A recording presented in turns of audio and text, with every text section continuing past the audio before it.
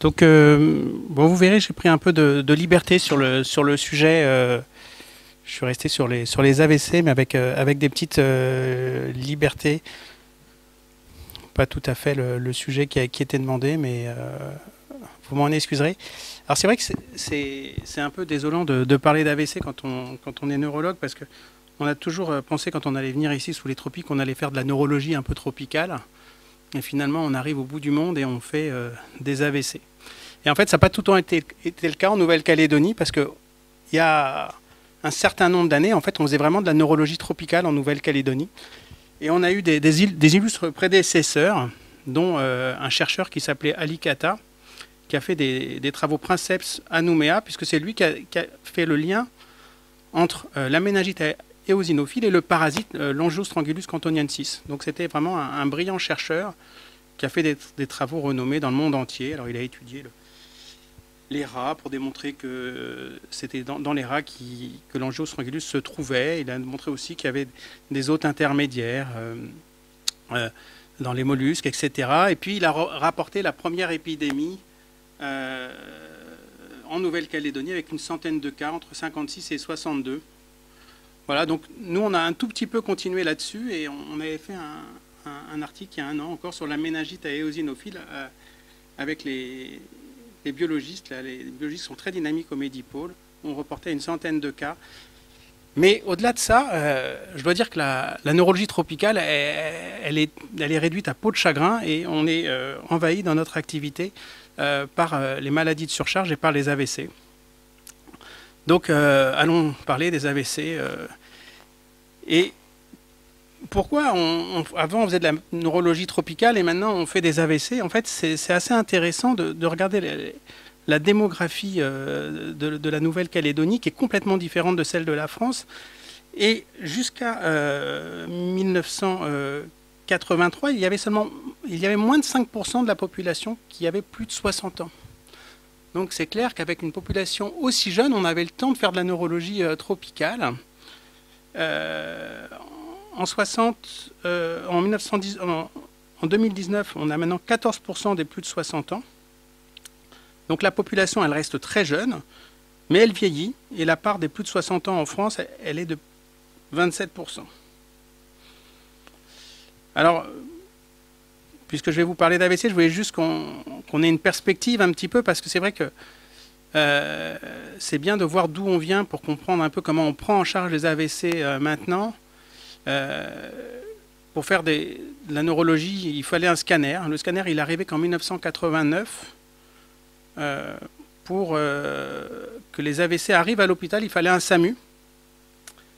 Et ça, c'est 1990. Et ensuite, en fait, ce qui a vraiment bouleversé la prise en charge des AVC, c'est l'arrivée de l'hélicoptère. La Nouvelle-Calédonie est devenue un tout petit caillou. Et en une heure et demie, on peut aller chercher un peu partout les patients qui font leurs AVC. Et là, on avait une crédibilité politique, notamment pour aller chercher les AVC dans le Nord, à Lifou, etc. Pour avoir une unité de soins intensifs, il fallait avoir un CSSR. C'était important parce qu'on ne fait pas des soins intensifs neurovasculaires si on ne rééduque pas les patients. Donc on a respecté cet ordre. 2015 CSSR et seulement en 2016 création de l'unité de soins intensifs neurovasculaires. Ensuite, les choses elles s'accélèrent avec la thrombectomie qui a explosé avec maintenant une astreinte de radiologie interventionnelle depuis 2017 et c'est vraiment une vraie révolution pour nous. 2018 à Wallis et à Koné des scanners et donc on fait de la téléthrombolyse et les projets futurs de services de neurochirurgie peut-être en Nouvelle-Calédonie. Donc ça c'était le cercle un peu d'action qu'on avait avec l'hélicoptère. Et en fait, le cercle il s'est même élargi à Puebo, Kumak depuis pour aller chercher les patients. Alors, avant de vous parler des AVC en Nouvelle-Calédonie, je voudrais vous parler un peu de l'épidémiologie variable dans le monde. En fait, les AVC, c'est quelque chose qui est connu, ont une épidémiologie qui est très très variée dans le monde. Et là, vous avez la carte avec les couleurs foncées qui sont là où le taux d'incidence et le taux de mortalité est plus important. Et vous avez vu qu'il y a un spot ici, alors je sais pas si vous voyez ma petite flèche, dans le Pacifique, un spot tout rouge, pour dire que bon, bah, nous, on est gâtés pour les AVC. Et en fait, ce qui n'est pas intuitif du tout, c'est que quand on étudie la mortalité dans le monde, en fonction des pays, et ben seulement 15% de la mortalité des AVC est en rapport avec les pays riches. Donc 85% avec les pays en voie de développement ou les pays à revenus modérés. Et si on prend les sujets plus jeunes de moins de 70 ans, en fait, la mortalité par AVC, c'est ce diagramme-là des pays riches, c'est que 5% des AVC dans le monde qui ont une mortalité qui est liée au pays, enfin qui survient dans un pays riche. Pour la Nouvelle-Calédonie, clairement, nous, on n'est pas un pays riche, en tout cas pas complètement sur le plan de la santé. Et on verra justement l'intérêt de cette représentation par niveau, de niveau socio-économique. Et là, on voit aussi que la mortalité par AVC est très très variable dans les pays, avec les Russes, je crois, qui ont un record assez important.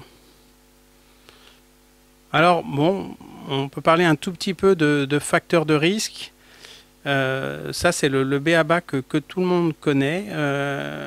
Il y a des facteurs de risque d'AVC qu'on a retrouvés dans des études internationales, multicentriques, regroupant de très nombreux patients. Et le facteur numéro 1, c'est l'hypertension artérielle. Alors, très très en avance sur les autres. Et ensuite, c'est l'HTA. Ce qui est intéressant dans ces études, c'est que ça a été fait c'est d'études à l'échelle mondiale. Et que dans le monde entier, on retombe sur ces 5 facteurs de risque qui ont une part attribuable de risque d'AVC, enfin une part attribuable de l'AVC autour de 80%. Et si on élargit avec d'autres facteurs de risque, la sédentarité, les risques psychosociaux et l'AFA, en fait, dans le modèle, ils estiment qu'on pourrait dire que 80% du risque d'AVC est lié à ces 10 facteurs de risque. Alors, ils vont même jusqu'à dire que, puisqu'on a des facteurs de risque et qui sont réversibles, si on les traitait, on pourrait réduire 90% des AVC, ce qui est fort en chocolat, parce que ça, c'est vraiment pas prouvé. Et l'autre chose qui est intéressante, c'est que ce sont les mêmes facteurs de risque, bien entendu, qui sont trouvés dans InterEarth pour les syndromes coronariens aigus. Ça, je vous apprends rien.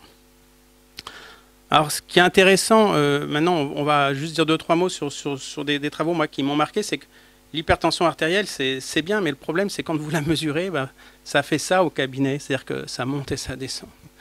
Donc, c'est quand même pas facile à interpréter. Et bon, bien entendu, on peut s'en sortir un peu avec l'automesure tensionnelle.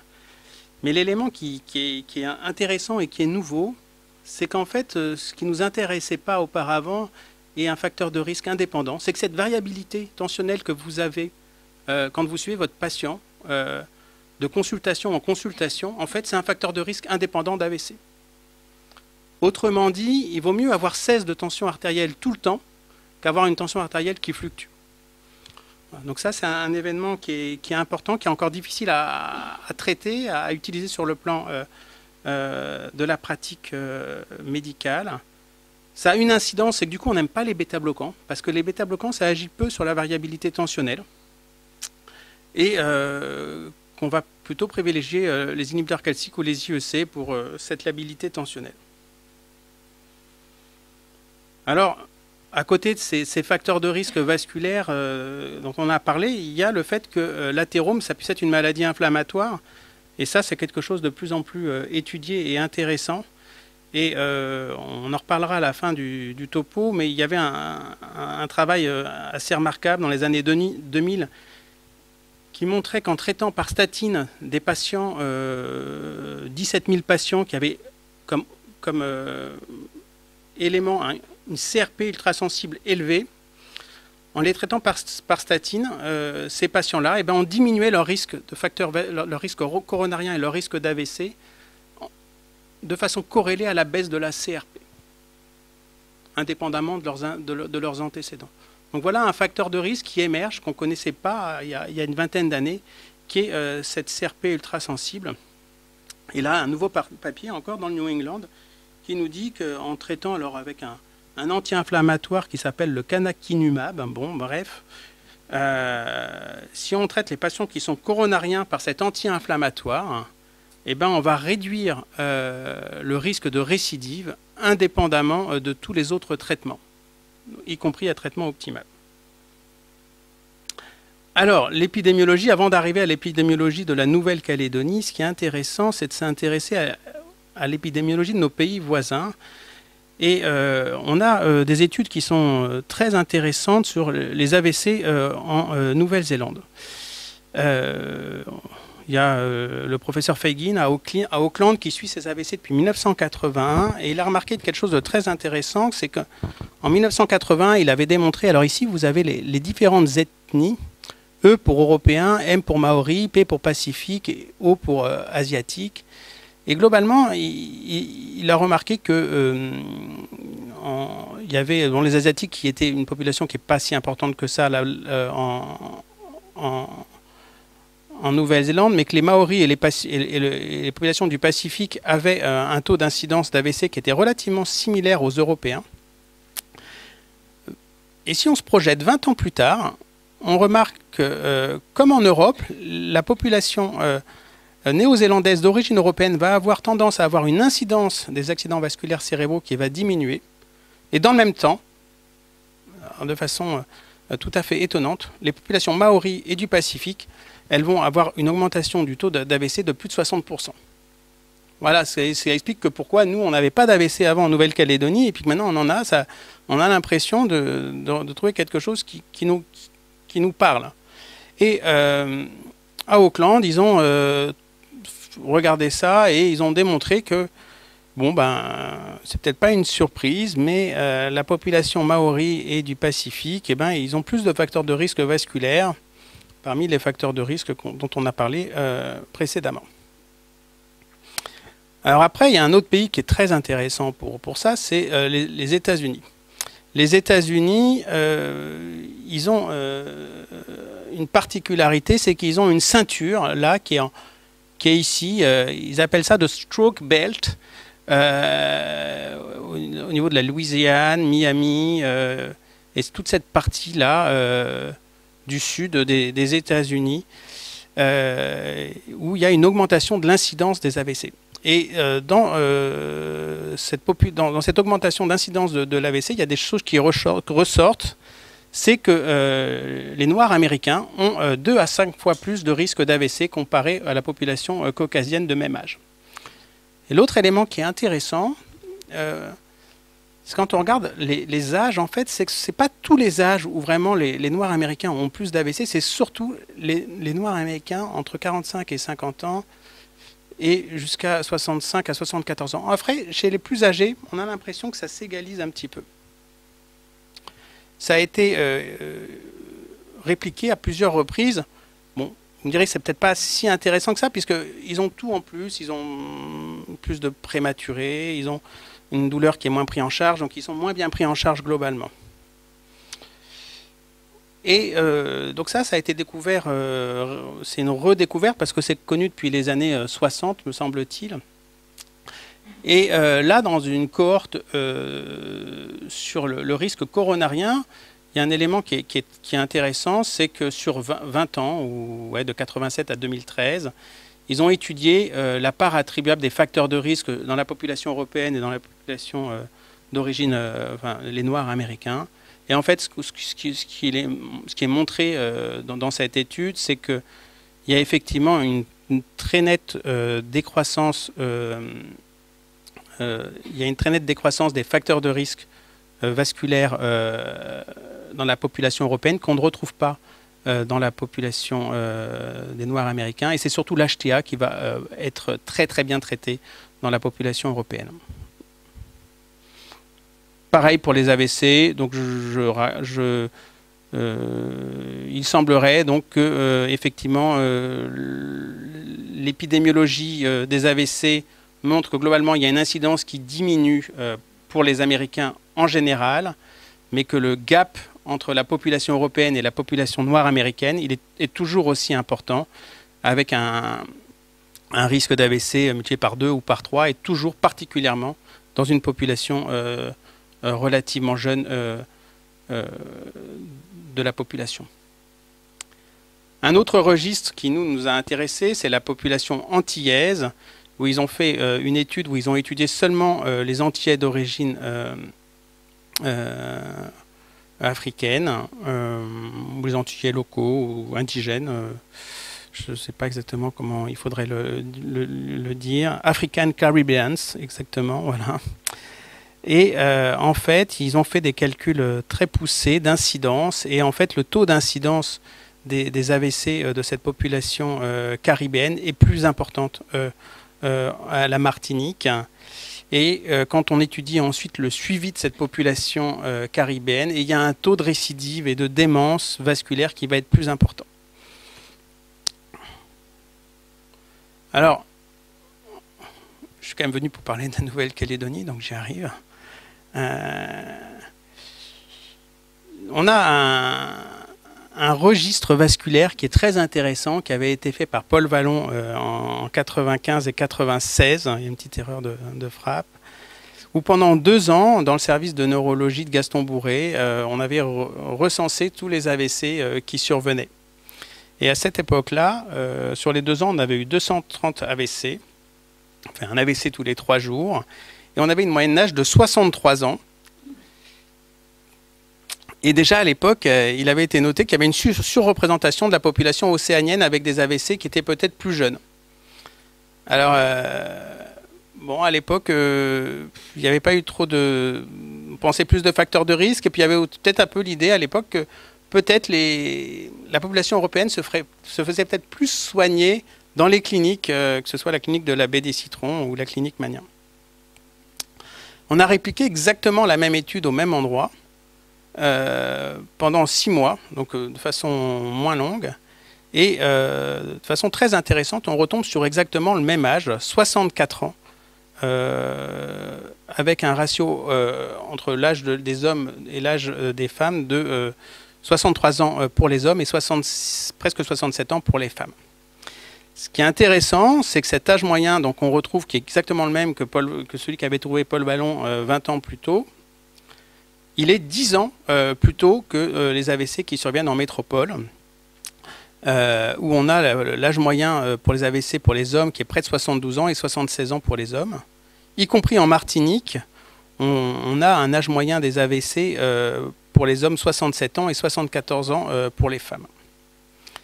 Donc là, vous avez la répartition homme-femme avec la surreprésentation des hommes, ce qui est relativement classique. L'effet protecteur des hormones. Ensuite, on a réparti les AVC en façon des AVC ischémiques et hémorragiques.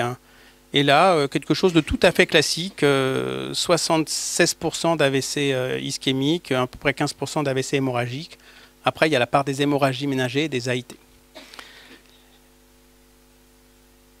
Quelles sont les étiologies des AVC? On dit en neurologie, on aurait pu espérer avoir du RA, des endocardites ou des choses un peu tropicales. Ben, en fait, non. En fait, non. Ça c'est ce dont on va parler pendant toute l'année, mais qui arrive relativement rarement. On va trouver essentiellement de l'AFA, des fractions d'éjection effondrées sur des cardiopathies ischémiques ou des cardiopathies alcooliques. On va trouver des infarctus athéromateux, lacunaires. Et bien sûr, il y a probablement un peu plus d'endocardite quand même qu'en France. Et il y a de la FA valvulaire aussi qui va être plus importante, mais on va peut-être avoir un pourcentage qui va autour de 5% de ces accidents vasculaires, voire moins. L'élément qui nous a le plus intéressé, c'est le résultat par groupe d'appartenance. On a fait un petit peu ce qu'on voulait faire un petit peu pour se rapprocher des autres études, c'est qu'on a étudié la population européenne et la population océanienne et par ailleurs la population asiatique qui, elle, ne sera pas étudiée. Donc dans la population océanienne, on a regroupé Mélanésiens, Wallis et Futuna, Tahiti, Vanuatu. Et là, l'élément intéressant qu'on retrouve, c'est que l'âge moyen des AVC pour la population du Pacifique, c'est 60 ans. Et l'âge moyen pour la population d'origine européenne, c'est 72,8. On retrouve exactement le même âge pour notre population européenne que la population en métropole. Avec un tout petit différentiel homme-femme, 72 ans et 73 ans entre les hommes et les femmes. Mais l'élément le plus intéressant, c'est ce différentiel entre les deux populations avec le groupe d'appartenance pacifique, où là, l'âge moyen des AVC chez les hommes, c'est 57 ans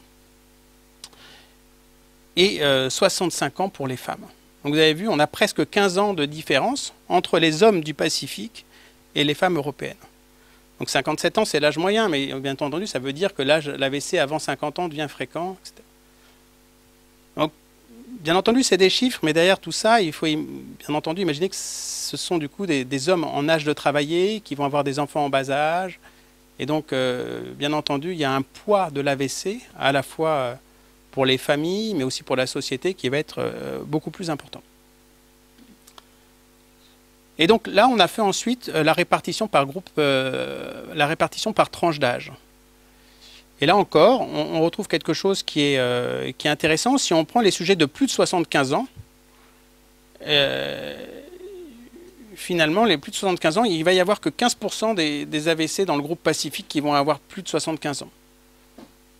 Tandis qu'il y aura 60% des Européens qui vont avoir des AVC après 65 ans. À l'inverse, si on se met à moins de 65 ans, on va avoir une population beaucoup plus importante du groupe Pacifique. Et là, on a en bleu le groupe Pacifique où on voit le maximum d'AVC entre 65 et 74 ans. Et en rouge, pour les Européens, ça va être entre 75 et 84 ans. Alors on a fait ensuite des calculs d'incidence standardisés, parce que comme la population elle est jeune, il faut qu'on puisse faire des incidences standardisées par rapport à notre démographie et aux tranches d'âge. Et en fait, ce qu'on trouve, c'est que dans le groupe Pacifique, on a une incidence standardisée pour 100 000 habitants qui est de 282. Et en Europe, pour la population du Pacifique, non, pour le groupe Europe, on trouve une incidence à 164 qui est exactement la même incidence standardisée que celle retrouvée en métropole. Alors, en conclusion, pour ce registre, on trouve quelque chose qui est stable par rapport à 1996 et l'étude de Paul Vallon, avec un âge moyen de survenue qui reste inchangé. Ce qui en soi n'est pas une bonne nouvelle, parce que la population, on voit qu'elle vieillit et que nous, on a notre âge moyen qui est stable. Vu que le premier facteur de risque, c'est l'âge, ça veut dire que finalement, la situation, elle s'aggrave. Après, on a un autre facteur qui nous montre que ça s'aggrave, c'est qu'en 2016, en 96, on avait un AVC tous les 3 jours, et là, en 2016, on a un AVC tous les jours. Bon, si la population a augmenté un petit peu durant ces 20 années, ça n'explique pas cette augmentation de l'incidence. Ce qu'on retrouve encore une fois, et ce qui montre la consistance des données, c'est qu'on a une fréquence très élevée des AVC du sujet jeune, et que le groupe le plus touché, ce sont le groupe d'appartenance pacifique et les hommes. Alors, cette disparité par groupe d'appartenance est similaire à celle qu'on a observée dans la population américaine, à Manhattan, qui a été aussi vue dans un autre registre, à Cincinnati, qui avait été vue à Londres aussi, où ils avaient comparé la population londonienne noire et la population d'origine européenne. Et ça aussi avec les registres australiens, Néo-Z. Et donc, on a l'impression que les groupes d'appartenance du Pacifique en Nouvelle-Calédonie, les Maoris, les Afro-Américains, les Aborigènes, eh ben, ils partagent des problèmes de santé qui peuvent être liés à l'obésité, à l'hypertension, au diabète, qui pourrait être une problématique commune, ou alors que ce soit juste le fait qu'à chaque fois, on est dans des minorités avec des caractéristiques socio-économiques qui fait que ça augmente leur susceptibilité à l'AVC. Il y a une sorte de mélange de choses qui est là et inextricable, parce qu'il y a une sorte de cumul de facteurs de risque et de niveaux socio-économiques faibles, qui fait qu'on ne peut pas départager ces facteurs.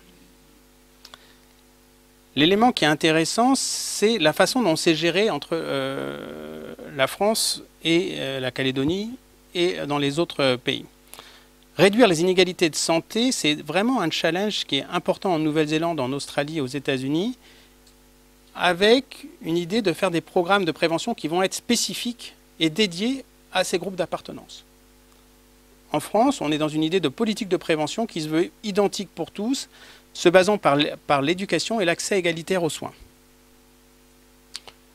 Alors, aux États-Unis, ça prend des proportions maintenant vraiment importantes, cette problématique d'inégalité, avec des articles là, dans les revues les plus importantes sur les AVC, où ils parlent d'un racisme systémique, de toutes les formes d'inégalité. L'injustice en matière de santé est la plus choquante et la plus inhumaine. C'est le début de l'article sur la revue des AVC. Et voilà, et donc il y a tout un travail qui est fait pour essayer de connaître ces déterminants sociaux et l'origine de cette disparité ethnique. Alors, qu'est-ce qu'on en a fait de tout ça? Parce que finalement, si c'est pour dire que, juste pour décrire, est-ce qu'il y a eu des avancées, des réflexions, des essais qui ont essayé d'utiliser ces résultats pour lutter contre ces inégalités? Alors, c'est des travaux qui débutent, mais d'abord, le premier constat, c'est qu'en 50 ans, c'est connu et que ça n'évolue pas. C'est relativement stable. Donc, il y a une sorte de pression là qui s'installe sur les politiques pour essayer de trouver des solutions. Et un essai qui est intéressant, c'est cet essai qui est paru dans le New England Journal of Medicine, alors je ne sais plus, c'est en 2018 ou 2019, où ils ont fait un traitement pour réduire la tension artérielle géré par les barbiers. C'est-à-dire qu'on va essayer de trouver d'autres approches qui vont être où le médecin sera là, mais de façon plus indirecte, avec le barbier qui lui-même est probablement un barbier qui coupe les cheveux des Noirs américains, j'imagine qu'il est noir aussi, et puis le pharmacien. Et en fait, dans cette étude qui a été réalisée, alors une sérieuse, hein, puisque c'est paru dans le New England, ils ont fait venir le pharmacien chez le barbier. Voilà. Et avec ça, ils ont des résultats intéressants, puisqu'ils montrent qu'il y a une diminution très très forte de la tension artérielle dans ce groupe, et que dans l'autre groupe, où le barbier il remet juste un formulaire en disant allez vous faire prendre votre tension et allez voir votre pharmacien, et en fait ça marche pas, ou ça marche beaucoup moins bien. Bon, premier papier sur une approche qui pourrait être originale. Voilà, je ne sais pas si on pourrait y avoir ici des barbiers qui pourraient s'occuper de la tension artérielle de nos patients. Après, alors le pharmacien, c'est lui qui va délivrer les médicaments. Ouais. Chez le barbier. Il n'y a pas de rupture de traitement, hein, il y va régulièrement. Alors en fait, ce sont des gens qui sont assez assidus chez le barbier en fait. Je ne sais pas si c'est pas aussi pour la barbe en fait aussi. Ils sont barbiers, coupeurs de cheveux. Et donc en tout cas, ce qui est intéressant, c'est que ils ont pris dans cette étude, ils ont pris aussi une population qui était très fidèle au barbier. C'est-à-dire que ce sont les vieux clients du barbier qui sont pris en charge dans l'étude. Exactement. Voilà. Donc derrière tout ça, vous avez compris, ce qui est intéressant, c'est finalement ce qu'on pointe, c'est que l'accès aux médicaments, la délivrance des médicaments, le fait que ça soit le barbier qui lui parle de sa tension, ça pourrait être une piste. Ou en tout cas, c'est peut-être pas moins bien que ce qui était fait auparavant. Ils ont fait un article important dans le New England. Ils en ont refait après un autre, 6 mois après, dans le Circulation.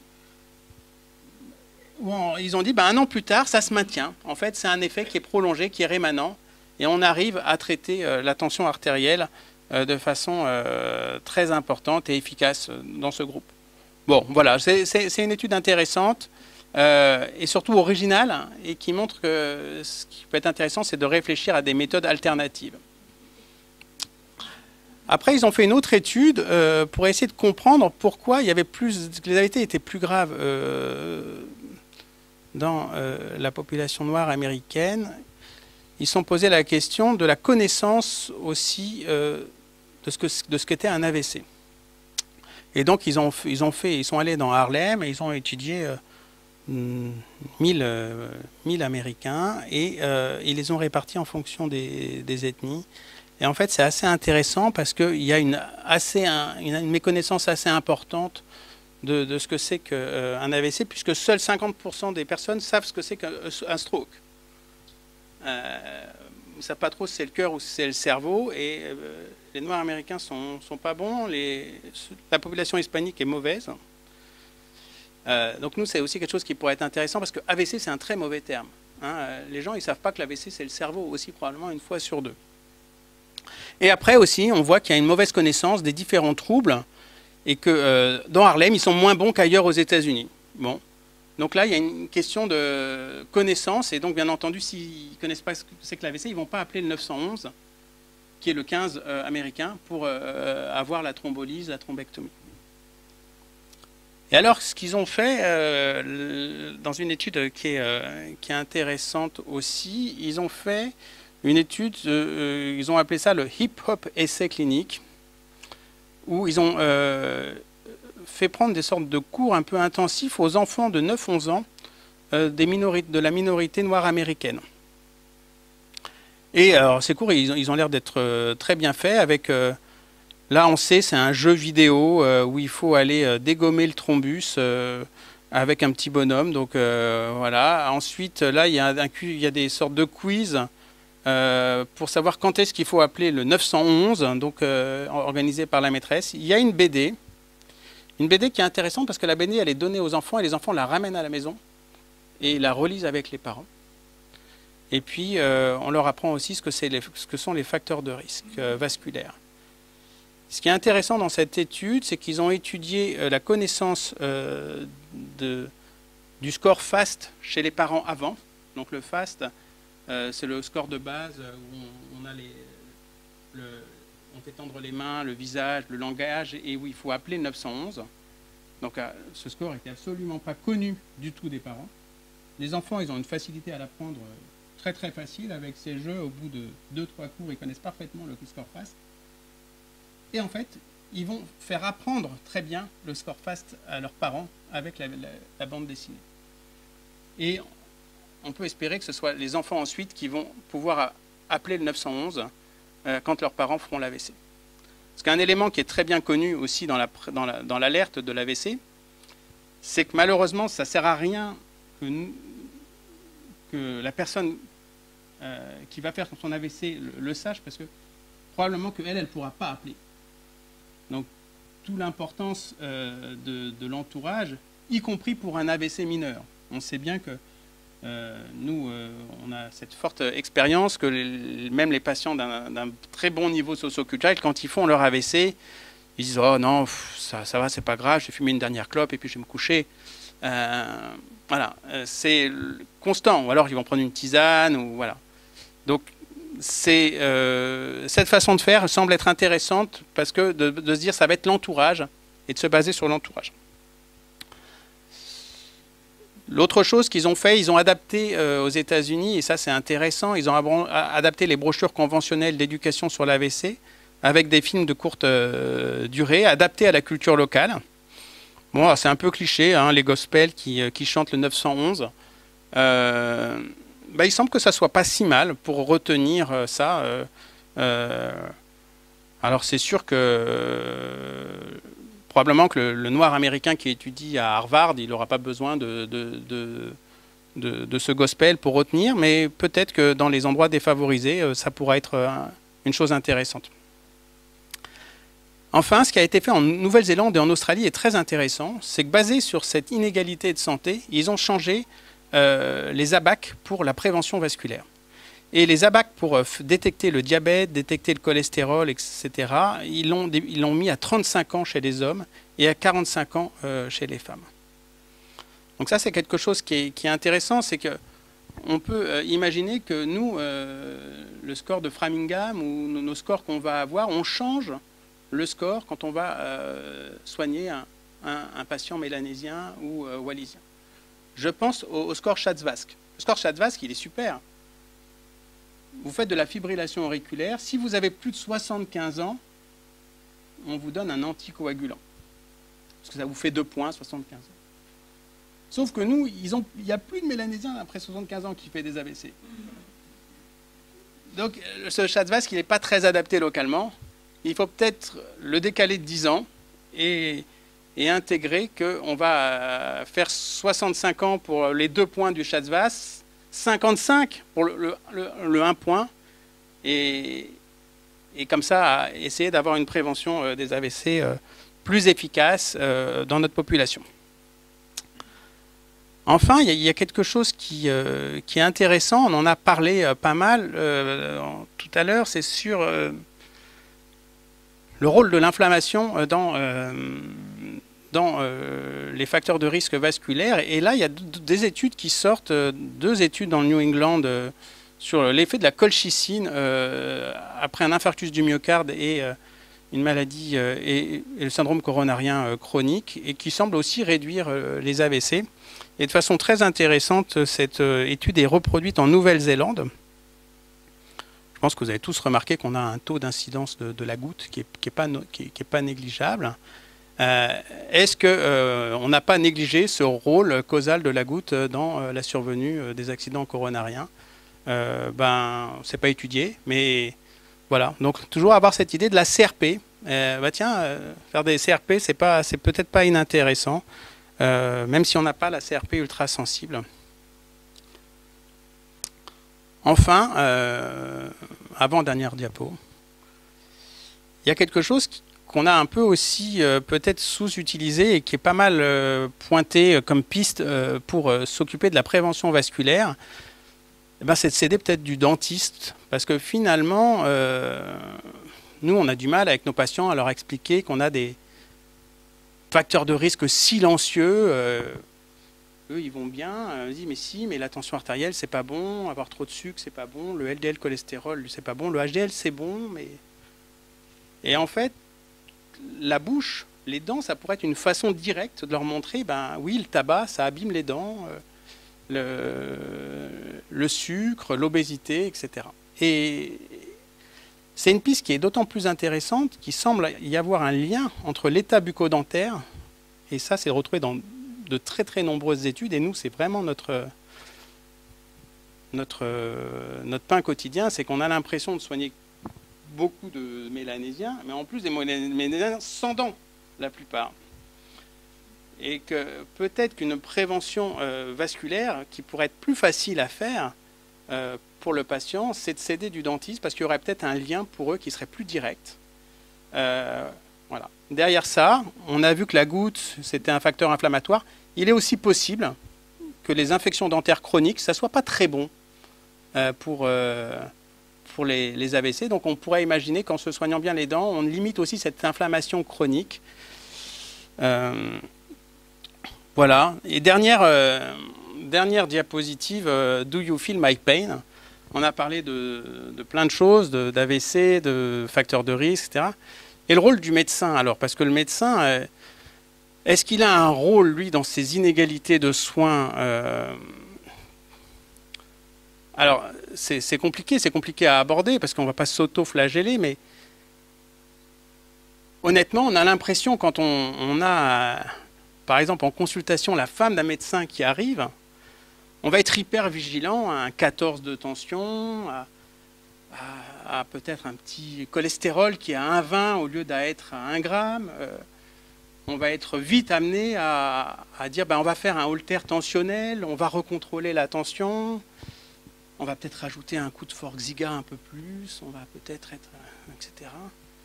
Et donc, on a en fait une sorte d'hyper-émotion, d'hyper-empathie. On a quelque chose qui se passe avec cette femme de médecin. Et c'est probablement pas plus mal pour elle, sauf si on fait trop de choses, mais si on reste dans un usage de la santé. Et pourquoi alors ça? Ben, c'est probablement les neurones miroirs qui font ça. C'est-à-dire qu'on a à l'inverse, donc là c'était un paradigme, mais à l'inverse, quand on a un homme kanak qui s'est cassé une hanche et qu'on va en orthopédie, ils nous disent non, non, ils ont moins mal eux, hein, ils ont moins mal. Ils ont moins besoin d'antalgique. Et en fait, cette étude qui est assez intéressante, c'est Do You Feel My Pain? Ils ont étudié en IRM fonctionnel la sensibilité ils ont étudié les réseaux qui allaient s'activer à ce paradigme-là, où on présentait à des Européens et des Asiatiques une jeune femme européenne qui va se faire transpercer la joue par une aiguille, ou alors si on va juste lui mettre un coton-tige. Et qu'est-ce qu'on remarque? On remarque que les Européens, ils vont avoir une activation très forte des réseaux frontaux, des zones émotionnelles, tandis que quand on leur montre le même paradigme, quand on montre le même paradigme et qu'on le montre à des Asiatiques, eux, ça s'active beaucoup moins. Et de la même façon, quand on montre aux Chinois une face européenne, dans l'autre paradigme, eh ben, ils n'activent pas du tout leurs lobes frontaux, comme si leur neurone mémoire ne s'activait pas, donc ils n'ont pas cette résonance affective. Et il faut avoir donc en tête que quand on agit avec nos émotions. Hein. Descartes, il avait tort, l'homme n'est pas rationnel, hein, l'homme est émotionnel. Hein. Et donc avoir cette notion, quand on va soigner des gens d'une autre culture, de se dire, bah oui, le 14 de tension, il faut que je fasse aussi bien si on veut réduire ces inégalités de santé qu'avec la femme de son collègue. Voilà, c'était la dernière